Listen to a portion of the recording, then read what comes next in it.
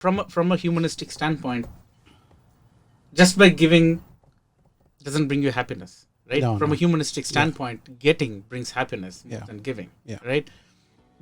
But once you realize the power of giving, right? Once you start on your journey of being a disciple, Yes. you soon realize that God just breaks down your heart in ways that you won't even realize, Yes. Amen. right? And then you get the joy that you can't compare, you cannot explain. But I mean, if it's not God, why should a person go and help another person, It's a godly joy for sure. right? Yeah. So that's the positive side of This discipleship. Yeah. Just one little thing, and not just add, but for me, it's an observation. As far as being disciple, I believe for me, the word disciple really has resonates with sacrifice. As long as you are willing to sacrifice yourself, it's the ultimate sacrifice. I think it is in the word that the ultimate sacrifice of a disciple is sacrificing yourself for your brother or sister, for your for the better of your brothers and sisters. There is no other greater sacrifice than giving your life for another person. That's exactly what it is. And I think discipleship proves that you do have to.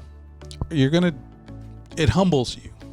And one of the biggest things is once you start being humbled, your mind starts opening up to really listening clearer to the Word of God. But it does have to be genuine.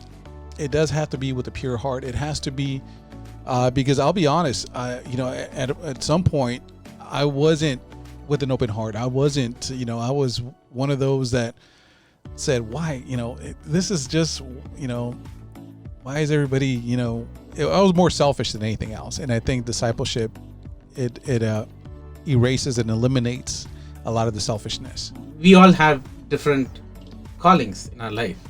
And we are also from different cultures. So we want to just have a candid discussion about some topics, and to give more clarity from our walk of life, and also what we have learned in the past. It is just three friends who know each other, who happen to meet at a church once in a while. It's one of the things that God really inspired me to do is to be a better person, to be a better listener to my fellow brothers, sisters, friends, everybody.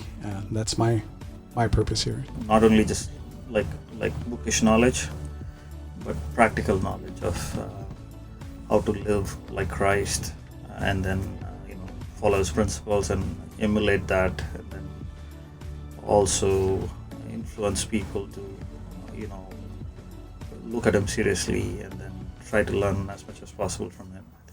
Christ picks up His disciples. He picks it up. Yeah. There's a little bit of a parallel between what you were saying and then That's nice, cool. Yeah. So he's I think Peter, right? Peter, he just sees him and then says, "Hey, come with me. Let's Simon, go fishing." yeah. Simon and Peter, I guess, both of them, and then he goes to the tax collector. He picks from the tax collector. It seemed like the other way around, at least in the Bible story. Yeah.